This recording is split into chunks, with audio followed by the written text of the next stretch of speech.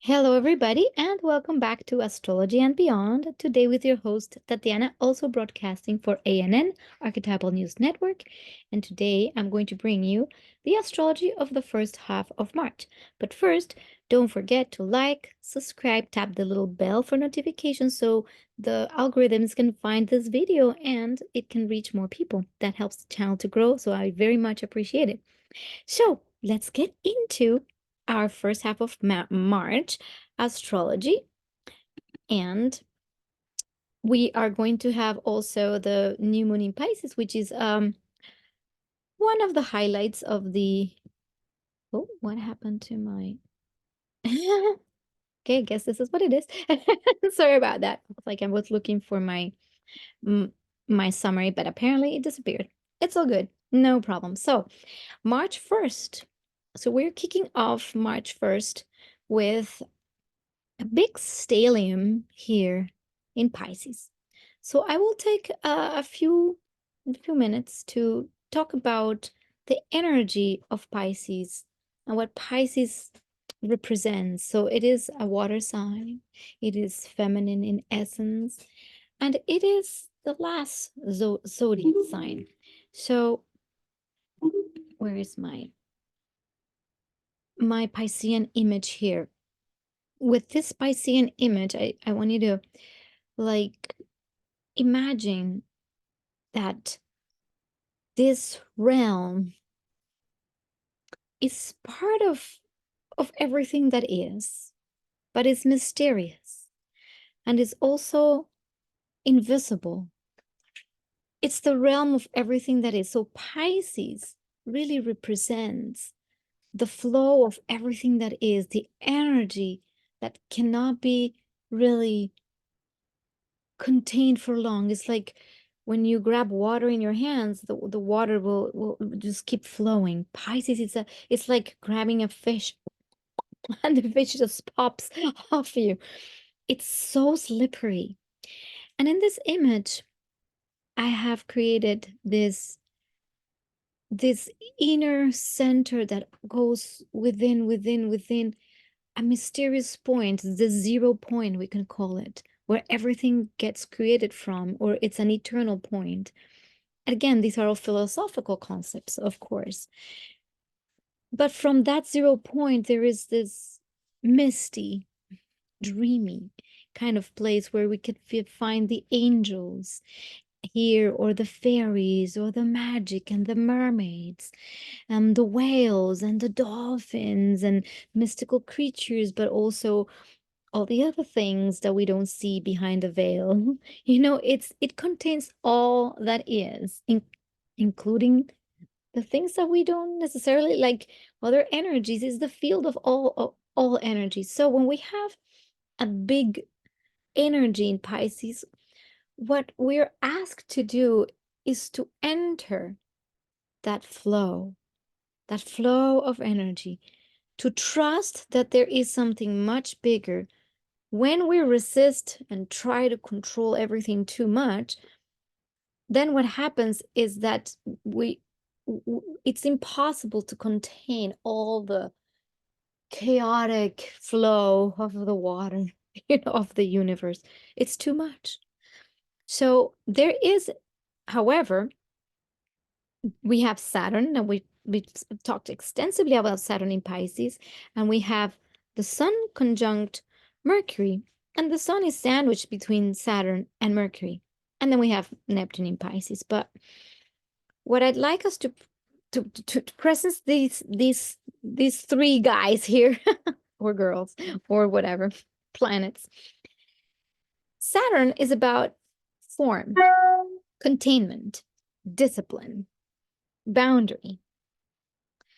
Mercury is all about communication, the mind, exploring concepts, understanding ideas. So when you put Saturn and Mercury together, it creates a concentration of the mind. So concentration is possible under this transit, focus and discipline. But in what areas of life? And I would say in the Piscean areas of life, where we can stretch our minds into dream worlds, or maybe bring our spiritual senses really grounded, like when you do visualization in a meditation, for instance. This is a great time to bring those energies forth.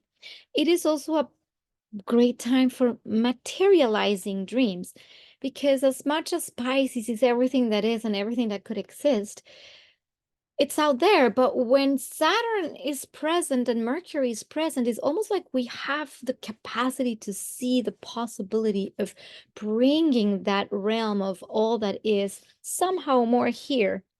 So that's why I think it's a little bit of a grounded spirituality.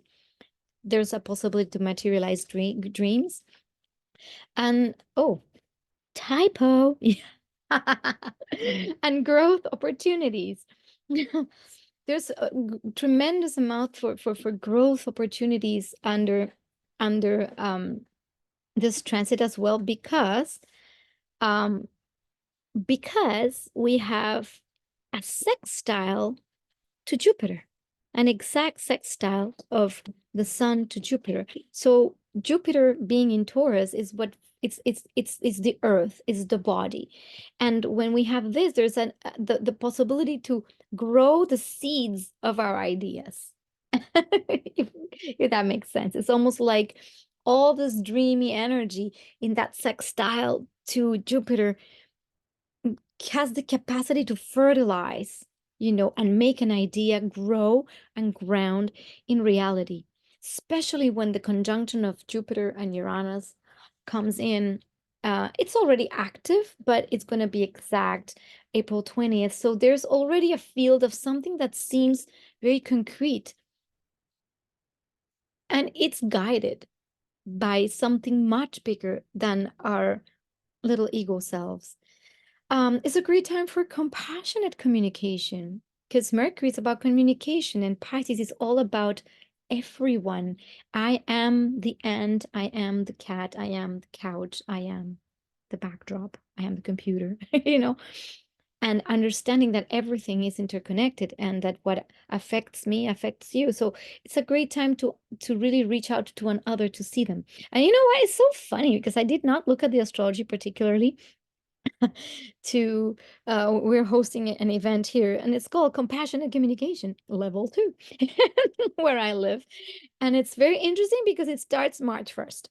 So it's exactly the weekend. So it's very interesting how archetypally it's already going to play out at the perfect time, because it's a time where we can really see others, listen to others if we so choose to, and then create more things together. So I think it's a beautiful energy to have present. Now, there can also be on another level of this energy, there can be some sense of sadness or nostalgia, because Saturn in Pisces brings a feeling of like the lost heaven almost, that it's so hard to get it back, that we have to make an effort to connect to that God-given existence. So I can imagine archetypally listening to a beautiful sad song, a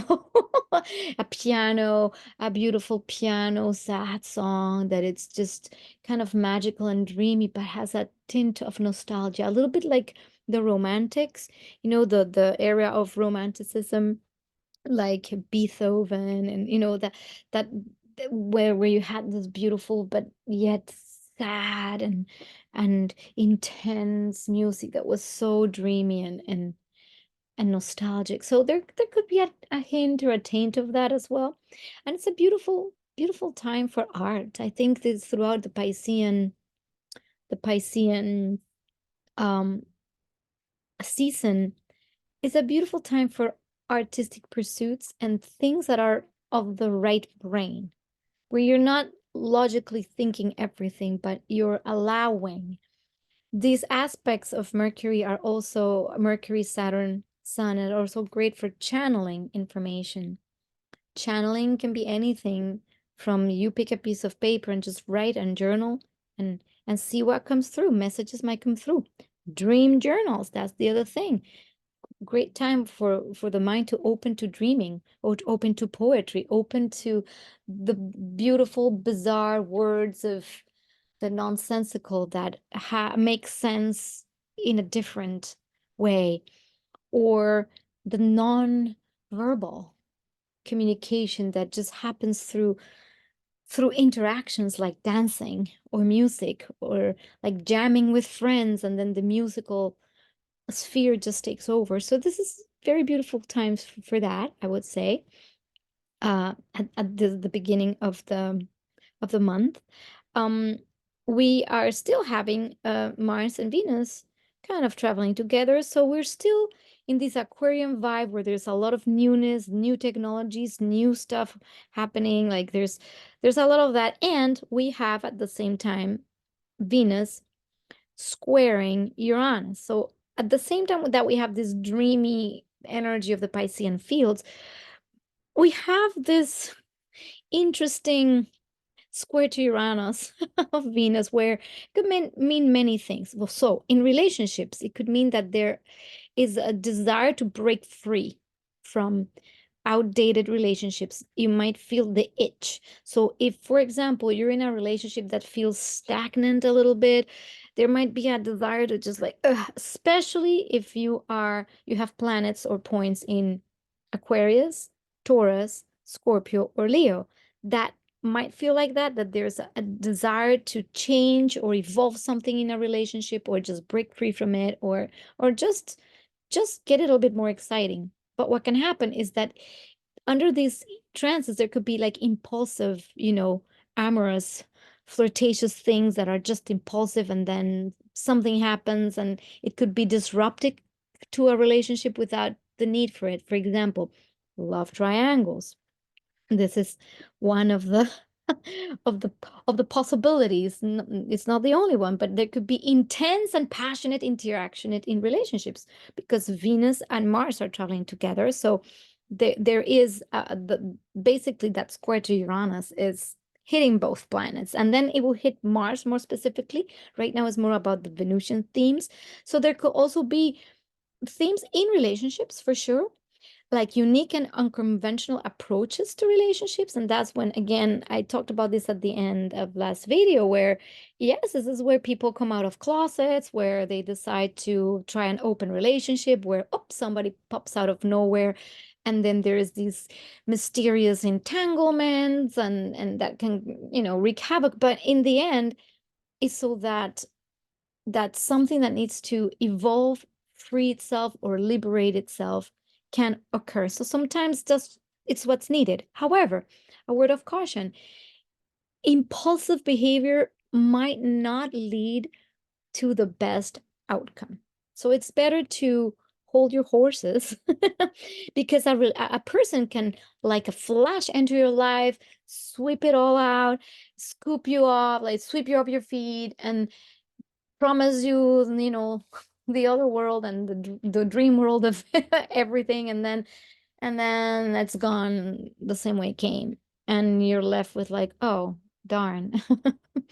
So acting on rash impulsivity, I would say caution with that.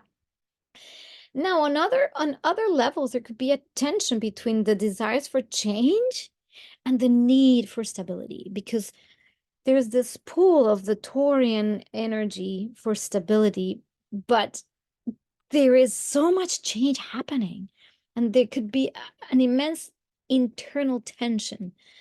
So maybe you're in a relationship, but you really want to, make it more exciting, but you don't want to break it and completely disappear, but you just need to revamp it.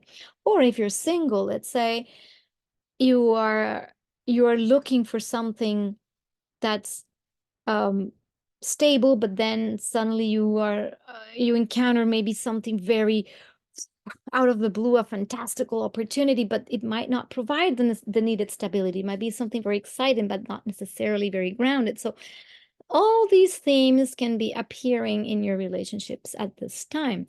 There could also be a desire for more freedom. If a relationship is way too controlling, this is the time where things tend to break apart and fall apart. And again, the impulsive attractions, so, you might find somebody and just run into something that's not necessarily the best, but it will have a function, right? Other things or other themes related to the Venus Uranus is obviously all these technological advancements, maybe in the arts or in cryptocurrencies and new technologies, but things might be wanting to be implemented way too quickly, more quickly than we can ground it or stabilize it to know whether or not it's going to be good. I think you've probably heard now that OpenAI has released, or at least for beta testing, this Sora thing. It's like text to video prompts, and then you have these fantastical, beautiful videos that are so fantastical. And that's kind of part of the art way of creating art, or like, AI art, like, which I use here. I give prompts when I find an archetype that I want to create. I just, I use it myself. um I find the use for it. But again, will the masses be adopting this in a way that it's irresponsible?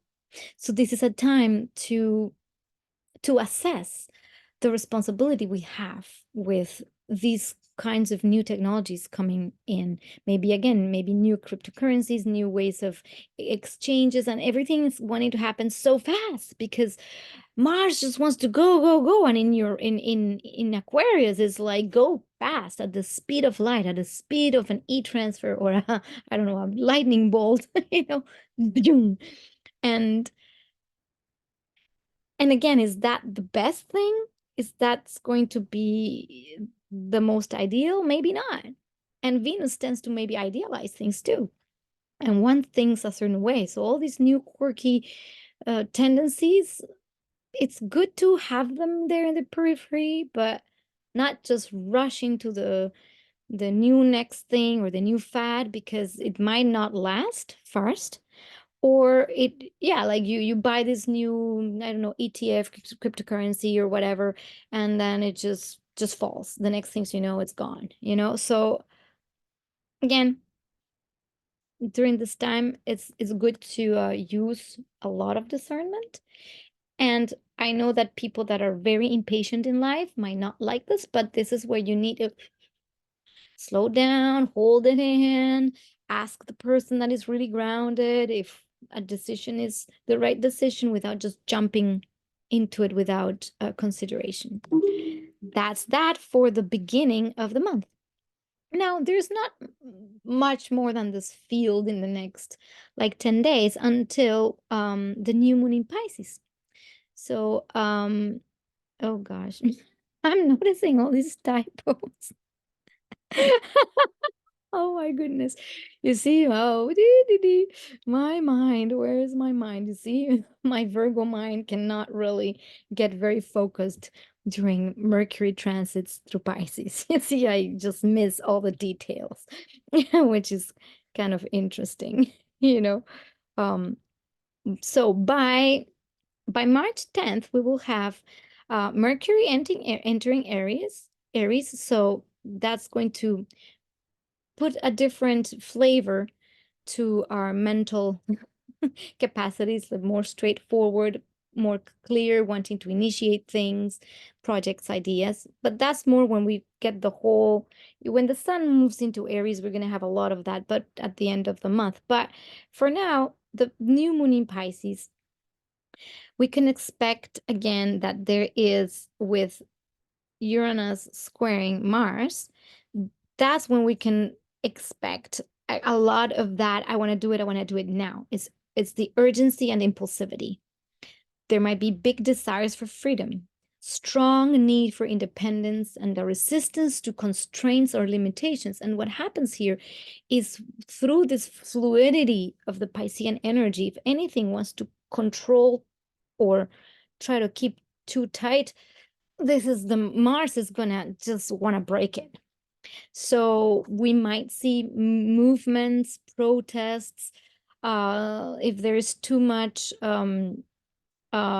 pressure on any front. We might see people getting together, and it's Aquarius, so groups of people getting together and pushing towards the new things or the freedom. This could also mean that we're pushing for new technologies. So it's like the status quo wants to be burst, so there's something in the field of energy that wants to release, just wants to go. There is, a penchant towards risk taking. So a tendency towards taking risks, seeking excitement, and challenging the status quo, but not necessarily always in in a paced manner. Again, it's like the rebellion for just the sake of it. So why are we rebelling? Yes, there could be a justified reason to rebel, but it's more like we just want to just want to create chaos for the sake of chaos. So it's important to understand that this is, again, when we want to create something, where are we creating something from? Out of the anger, because Mars represents this anger and this drive and the need to destroy something, or is it out of the desire for something better?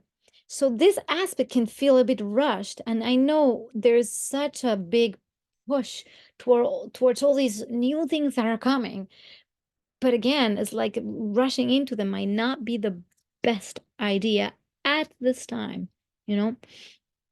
There could be also potentials for conflict or just sudden disruptions. And the sudden disruptions can be, again, a sudden protest here, something that happens, and it could be related to earthquakes or some natural disruption, and then suddenly there's this need to go and tend to it. And so many possibilities with this energy. It's just hard to tell exactly how it will play out. What's important to know is that around this 19th degree of Taurus, Aquarius, Leo, and Scorpio, if you have anything around there, your life is probably going to be very shaken by things. There's changes that are imminent and that you're just going to have to roll with. And they might not necessarily be the most pleasant, but they are the most liberating. In the end, it's going to free you up from something. So just, if that's you, just, just go with the flow, just jump, just do it, but not too crazy, I would say. Let's say we have also, well, there is also the possibility. This is a good thing. When Jupiter is sextiling Saturn, this is when we can also see a little bit of a measured, there is a capacity to expand, but not too quickly.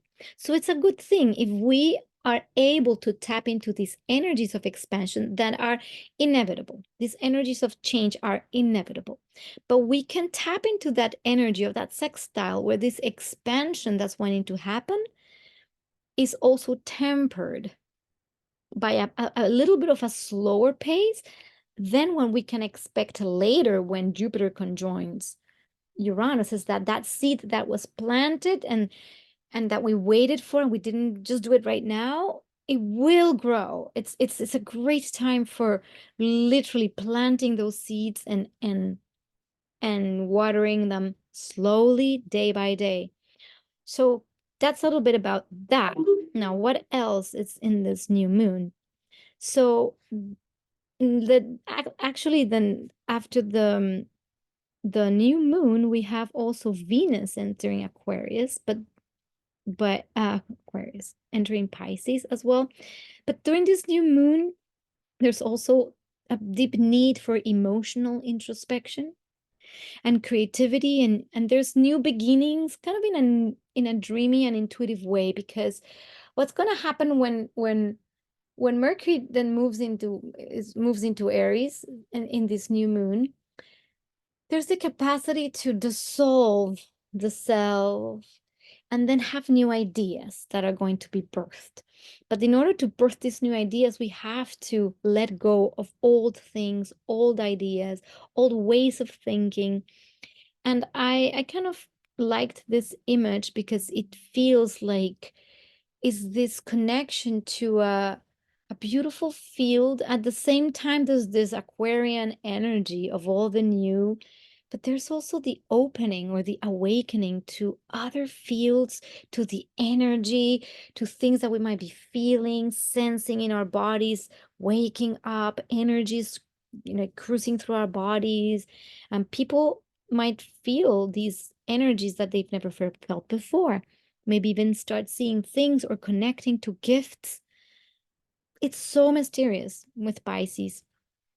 But there's also, I wanted to mention, the opposition of Black Moon Lilith in Virgo to the new moon that I wanted to also point out. And this could be also having the capacity to confront and embrace like hidden or suppressed aspects with a practical mindset. And this suppressed aspect could be also related to the feminine. And why the feminine? Because at this time we've seen that there's been, when Mars and Venus have been traveling together, and there's this need to balance the feminine and the masculine aspects. And I feel like a lot of the the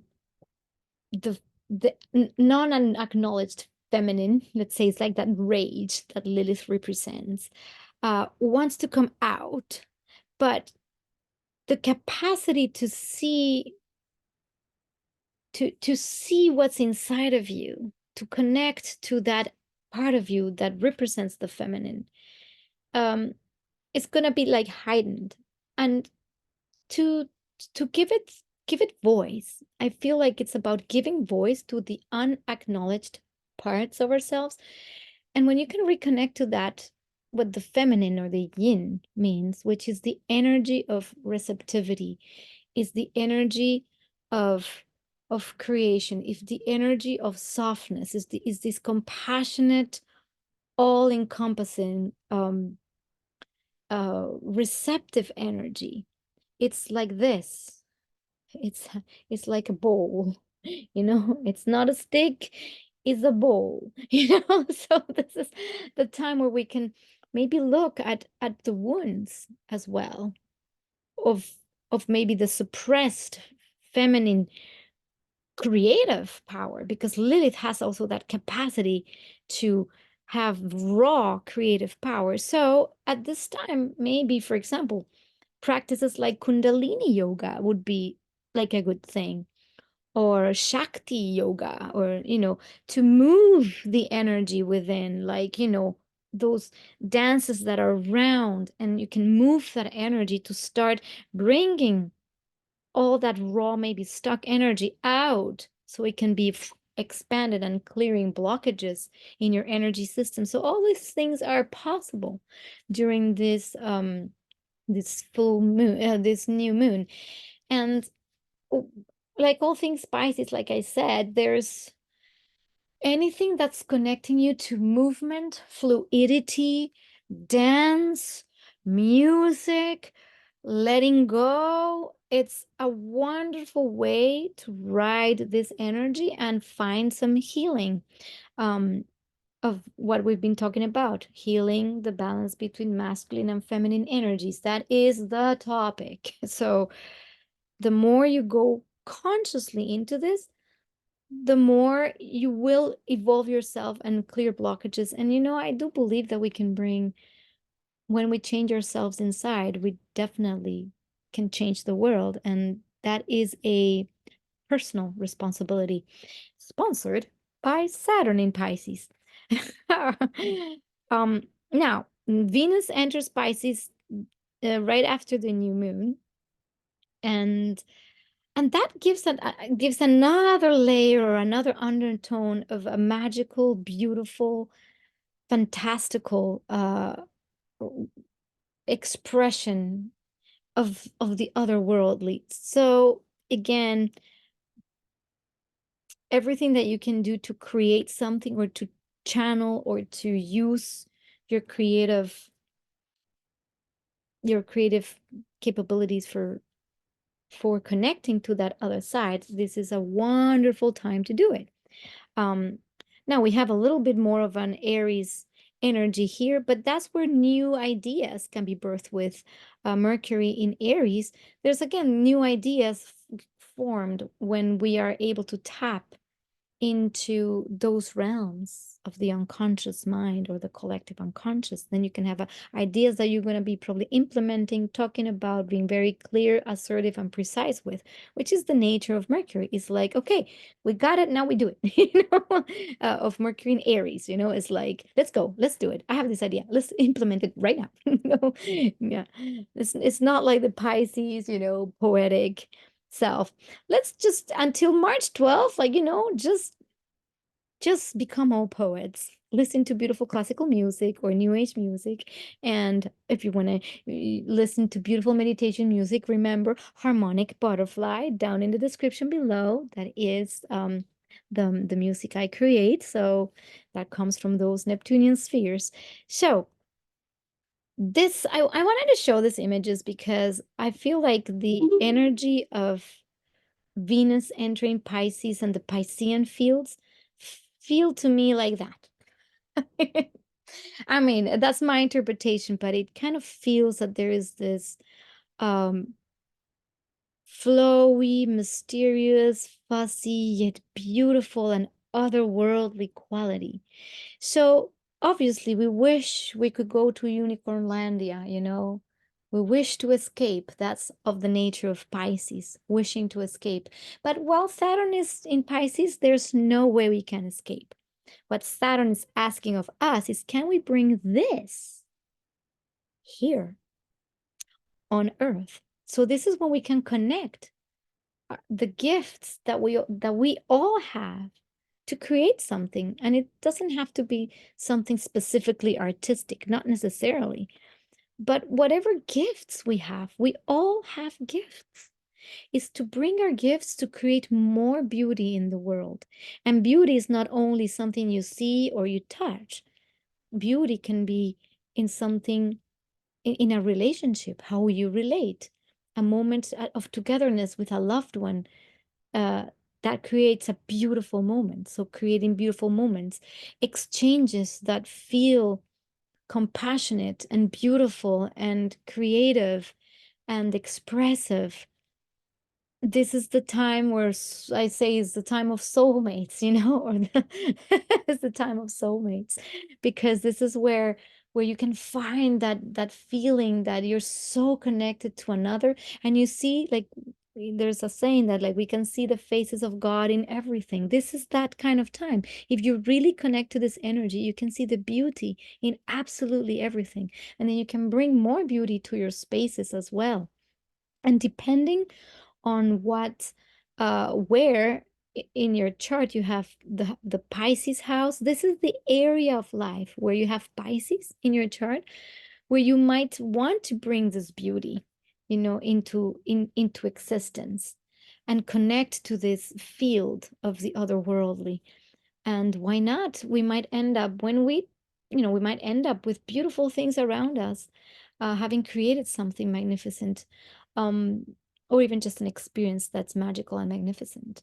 So, uh, chances are that when we take advantage of these energies and these fields of energy, this is what advances us. Obviously, it helps to, again, I feel like Venus moving um I through Pisces here. Um, it's it's going to have the capacity, especially when it conjuncts Saturn a little later in the month, and we'll talk about that. There's going to be this capacity to bring these dreams more into form, which is one of the possibilities. Um, because again, Saturn brings into form, and Venus creates the pleasure, the beauty, and the magic. So for me, like, my little practical example is that well, I've been wanting to create like a beautiful garden around my home, and I have Pisces in the fourth house, and I've been cleaning and cleaning and clearing and taking care of the clutter and the mess, and I'm starting to see, like, oh my gosh, finally I'm going to start putting some beauty in it. So it's like, you know, for me, it's like I'm gonna do that. I'm gonna take advantage of this energy to bring forth those visions, at least a little bit. And again, that could be something a little bit mundane, but life is what it is. No, we life is mundane sometimes.